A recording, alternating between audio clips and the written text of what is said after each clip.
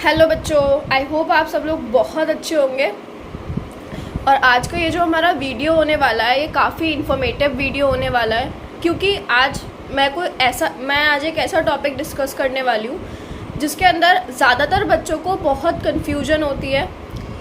और by the end of the time, जब तक आप अपना 9th भी कंप्लीट कर लेते हो, आप 10th में भी आ जाते हो, तब तक भी बच्चों को इस टॉपिक में बहुत ज़्यादा कन्फ्यूजन रहती है। मैं नहीं चाहती कि अब ये कन्फ्यूजन एनी मोर बच्चों के दिमाग में रहे, इसलिए मैंने सोचा कि मैं इसके ऊपर भी एक सेपरेट वीडियो बना देती हूँ। तो यहाँ पर हम आज बात करने वाले हैं 3 बहुत इम्पॉर्टेंट टर्म्स के बारे में, डीएनए, क्रोमोसोम एंड जीन्स। इन तीनों में बच्चों को बहुत कन्फ्यूजन रहती है कि डीएनए क्या होता है, क्रोमोसोम क्या होता है, जीन्स क्या होता है। ठीक है, तो सबसे पहले हम बात कर लेते हैं सेल के बारे में। सेल के बारे में अगर मैं आपको बताऊं तो मैंने एक सेपरेट वीडियो ऑलरेडी अपलोड करा हुआ है सेल के रिगार्डिंग। इस वीडियो में हम थोड़ा आगे चलते हैं। यहाँ पर मैं आपको बता दूं कि चाहे कोई भी टाइप का सेल हो, चाहे वो एक प्रोकैरियोट हो, चाहे वो एक यूकैरियोटिक सेल हो, उसके पास 3 चीज़ें कॉमन में हमेशा प्रेजेंट होती हैं। सबसे पहला उसका plasma membrane, then the cytoplasm and the उसका जेनेटिक मटेरियल। अब वो जेनेटिक मटेरियल प्रोकैरियोट्स में तो स्कैटर्ड रहता है एंड यूकैरियोट्स के अंदर, न्यूक्लियस के अंदर, न्यूक्लियर मेम्ब्रेन के अंदर कन्फाइंड रहता है। अब आप सोच रहे होगे कि ये जेनेटिक मटेरियल क्या है, क्योंकि बच्चों आप 8th क्लास से अभी 9th क्लास में आए हो एंड हम सब जानते हैं 8th क्लास में तो हमने बहुत अच्छे से पढ़ाई करी है ऑनलाइन, है ना। तो थोड़ा मैं इसको पूरे बेस से लेकर चल रही हूँ, क्योंकि मैं नहीं चाहती कि इन फ्यूचर आपको आगे चल के प्रॉब्लम हो बच्चों, क्योंकि 9th और 10th का जो भी साइंस का पोर्शन होता है ये बहुत इंपॉर्टेंट होता है। डजेंट मैटर आप इन फ्यूचर कोई भी एग्ज़ाम की तैयारी करने बैठ जाओ, वहाँ पे जो साइंस मिलेगी आपको वो 9th और 10th की तो मिलेगी ही मिलेगी। चाहे आप यूपीएससी की तैयारी कर रहे हो, चाहे आप किसी भी स्ट्रीम के लिए तैयारी कर रहे हो, 9th और 10th की साइंस आपको कहीं ना कहीं मिल ही जाएगी। ठीक है, तो मैं नहीं चाहती कि जब कभी आप किसी कॉम्पिटिटिव एग्ज़ाम की तैयारी कर रहे हो तो आपके पास ये बेसिक नॉलेज भी ना हो। ठीक है, तो हम अब आगे बढ़ते हैं अपनी वीडियो में। सबसे पहले मैं अब सभी सेल की सेल ऑर्गेनेलीज के बारे में एक एक करके डिटेल वीडियो दिया करूँगी। आज हम लार्जेस्ट सेल ऑर्गेनेली के बारे में बात कर रहे हैं, यानी कि वो सेल ऑर्गेनेली जो सबसे लार्जेस्ट है, जिसका नाम है न्यूक्लियस। आज हम बात करने वाले हैं न्यूक्लियस के बारे में। बच्चों, न्यूक्लियस सेल के अंदर होता है और वो सेल के लिए बिल्कुल वैसे काम करता है जैसे हमारे पेरेंट्स हमारे लिए।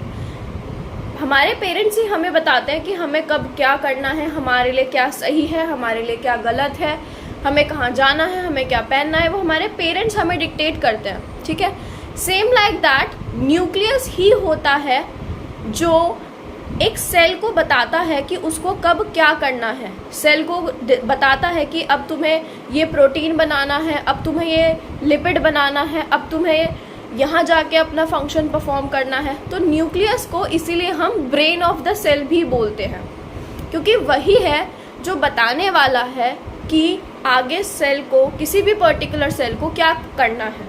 ठीक है, अब हम बात करते हैं कि न्यूक्लियस के अंदर क्या होता है। मैंने आपको पहले ही बता दिया कि न्यूक्लियस के ऊपर एक न्यूक्लियर मेम्ब्रेन होती है। वो मेम्ब्रेन हमारा जो जेनेटिक मटेरियल होता है उसको एक जगह कन्फाइंड करके रखती है। अब ये जेनेटिक मटेरियल क्या होता है? जेनेटिक मटेरियल होता है डीएनए। अब डीएनए क्या होता है? DNA stands for deoxyribo nucleic acid. What it is? Deoxyribo nucleic acid. बच्चों, यही डीएनए होता है जो हमारे पेरेंट्स से हमारे तक ट्रांसफ़र होता है, और इसी की वजह से हम अपने मम्मी या अपने पापा के जैसे नज़र आते हैं। We resemble to our mother, either our mother to our either our father, because of this DNA. अगर ये डीएनए ही नहीं होगा तो हम अपने मदर और फादर से रिजेम्बलेंस नहीं रख पाएंगे, इसीलिए हम इसको जेनेटिक मटेरियल बोलते हैं। यानी कि ये क्या करने वाला है? ये इन्फॉर्मेशन को कैरी करने वाला है from one generation to the next generation. ठीक है, अब अगर थोड़ा सा हम डीएनए के बारे में पढ़ें, जो डीएनए होता है बच्चों, डीएनए की लेंथ होती है 2.2 मीटर। कितना? 2.2 मीटर। एक डीएनए का जो पूरा साइज होता है इट इज़ 2.2 मीटर। अब सोचने वाली बात ये है कि सेल का साइज तो सिर्फ 10 to 100 माइक्रोमीटर्स का होता है, कोई भी सेल का साइज 10 to 100 माइक्रोमीटर होता है। अब ये 2.2 मीटर का डीएनए सेल के अंदर कैसे रहता है? इतना बड़ा साइज का डीएनए वो माइक्रोमीटर में या मीटर में?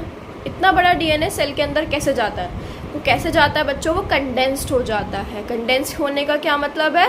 वो अपने आप को छोटा कर लेता है, कंडेंस कर लेता है, एक एक्स शेप ले लेता है, एक्स शेप ले लेता है जिसको हम बोलते हैं क्रोमोसोम। देखो डायग्राम में मैंने डीएनए बनाया है, डीएनए से फिर एरो बनाया है और इधर लिखा है क्रोमोसोम। तो क्रोमोसोम क्या होता है? क्रोमोसोम डीएनए ही होता है, बट क्रोमोसोम एक्स शेप का होता है और it is the condensed form of DNA, जिससे कि हमारा पूरा डीएनए हमारे एक सेल के अंदर आ जाए। इसीलिए वो एक्स शेप में होता है और कंडेंस्ड फॉर्म में होता है, क्योंकि डीएनए की लेंथ सेल के साइज से काफ़ी ज़्यादा बड़ी है। प्रैक्टिकली सोचो, अब 2.2 मीटर का डीएनए है और सेल का साइज इतना छोटा है। आपके पास एक बैग है, उसका साइज बहुत छोटा है, ठीक है, और आपको उसके अंदर काफ़ी सारा सामान रखना है, तो आप क्या करोगे? आप उस सामान को फोल्ड करना स्टार्ट कर दोगे कि भैया जितना से मैं फोल्ड कर सकता हूँ जिससे कि इस पर्टिकुलर बैग में फिट हो जाए। वही काम सेल ने कर रखा है, ठीक है। तो डीएनए की उसी फोल्डेड फॉर्म को हम क्रोमोसोम कहते हैं। तो डीएनए और क्रोमोसोम में कोई ज़्यादा डिफरेंस नहीं है, सिर्फ शेप का डिफरेंस है। क्लियर? इसके बाद बात आती है कि जीन्स क्या होते हैं। बच्चों, जीन्स क्या होते हैं? डीएनए के ऊपर मैंने ग्रीन कलर से कुछ सेगमेंट्स मार्क करे हुए हैं, वो सेगमेंट्स जीन्स हैं। अब मैं उन्हें जीन्स क्यों कह रही हूँ? क्योंकि मैंने अभी आपको बताया कि न्यूक्लियस ही होता है जो सेल को बताएगा कि तुझे अब क्या करना है। डीएनए का वो पोर्शन, डीएनए का वो टुकड़ा, डीएनए का वो सेगमेंट जो कि बताता है कि भाई अब तुझे करना क्या है, सेल को क्या फंक्शन परफॉर्म करना है, उस सेगमेंट को हम जीन बोलते हैं। इसलिए मैंने लिखा है functional segment of DNA is known as gene. पूरे डीएनए के ऊपर कहीं कहीं पर ये सेगमेंट्स मौजूद होते हैं जिनका काम होता है सेल को पर्टिकुलर सिचुएशन में गाइड करना कि अच्छा ऐसा हो रहा है तेरे साथ तो तुझे अब ये करना है, अच्छा अब ये वाला प्रोटीन आया है तो इस प्रोटीन को ऐसे पैक करके अपने अंदर रखना है, ठीक है। तो ये सब बताने का काम जीन्स करते हैं। एक तरीके से जीन्स एक मदर की तरह होते हैं। जैसे हमारे घरों में मदर सारा काम परफॉर्म करती है ना, ऐसे ही डीएनए के ऊपर ये जीन्स होते हैं। ये जीन्स ही एक्चुअल में डिक्टेट कर रहे होते हैं कि हमें कब कौन सा प्रोटीन बनाना है, कब कौन से प्रोटीन को सेल के अंदर रखना है और कब कौन से प्रोटीन को सेल के बाहर फेंकना है, ठीक है। जैसे हमारी मम्मियाँ जो काम का सामान है उसे घर में रखना है, जो बेकार का उसे बाहर फेंकना है, ठीक है। तो आप इससे उसको कंपेयर कर सकते हो। एंड अगर मैं बात करूँ प्रोकैरियोट्स की और यूकैरियोट्स की बच्चों, तो प्रोकैरियोटिक सेल में सिर्फ एक क्रोमोसोम होता है। प्रोकैरियोटिक सेल में सिर्फ एक क्रोमोसोम होता है, लेकिन अगर हम बात करें यूकैरियोटिक सेल की तो वहाँ पर मोर देन 1 क्रोमोसोम्स जो होते हैं वो मौजूद होते हैं, जिनको हम बोलते हैं 23 पेयर ऑफ क्रोमोसोम्स। आपने पढ़ा भी होगा, जिसमें से 22 पेयर तो ऑटोसोम्स होते हैं एंड 1 पेयर इज यार सेक्स क्रोमोसोम, ठीक है। आई होप आपको क्लियर हो गया होगा ये कंसेप्ट। डीएनए, क्रोमोसोम और जीन एक ही बात है, बट इनकी फॉर्म में डिफरेंस है। सबसे पहले डीएनए एक डबल स्ट्रैंडेड स्ट्रक्चर होता है, ये एक हेलिक्स की तरह होता है, जैसे मैंने डायग्राम भी ड्रॉ कर रखा है, डबल स्ट्रैंडेड होता है। डीएनए की लेंथ काफ़ी बड़ी होती है जिससे कि वो हमारे सेल के अंदर फिट हो जाए, इसलिए वो एक एक्स शेप ले लेता है जिसको हम क्रोमोसोम बोलते हैं। और जीन्स क्या होते हैं? डीएनए के वो टुकड़े, डीएनए के वो सेगमेंट्स जो किसी ना किसी प्रोटीन को बनाने के काम आएंगे, यानी कि वो कुछ ना कुछ काम कर रहे होंगे। वो हमेशा फंक्शनल रहते हैं, सर्टेन कंडीशन में वो फंक्शन नहीं करते, सर्टेन कंडीशन में वो function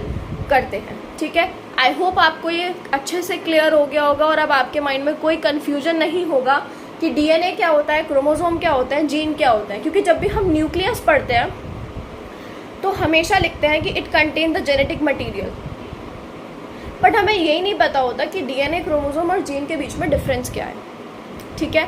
I hope you like this video. And एक बात और मैं ऐड ऑन करना चाहूँगी कि आपके जो बॉडी के अंदर रेड ब्लड सेल्स होती है ना बच्चों, red blood cells only cells होती हैं जिनके पास कोई भी सेल ऑर्गेनली मौजूद नहीं होता। रेड ब्लड सेल्स के पास कोई भी सेल ऑर्गेनली नहीं मौजूद, ना तो न्यूक्लियस है उसके पास और ना ही अदर कोई सेल ऑर्गेनली प्रेजेंट है। अब हम आगे आने वाली अपकमिंग वीडियोस के अंदर ऐसे ही मैं आपको कुछ ना कुछ शॉर्ट इम्पॉर्टेंट टॉपिक्स डिस्कस करती रहूँगी और कुछ इम्पॉर्टेंट टर्म्स भी आपको बताया करूँगी जो इन फ्यूचर आपको कॉम्पिटिटिव एग्ज़ाम्स में काम आने वाली हैं। एंड आई एम श्योर कि जब भी आप कोई कॉम्पिटिटिव एग्ज़ाम की तैयारी कर रहे होंगे तो आपको मेरी ये बात ज़रूर याद आएगी कि 9th और 10th की साइंस बहुत ज़्यादा इम्पॉर्टेंट है।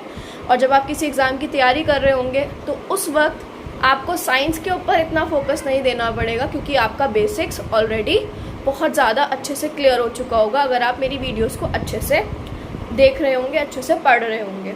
ओके, सो आगे आने वाली वीडियो में हम डिस्कस करेंगे प्लाज्मा मेम्ब्रेन के बारे में। Thank you so much.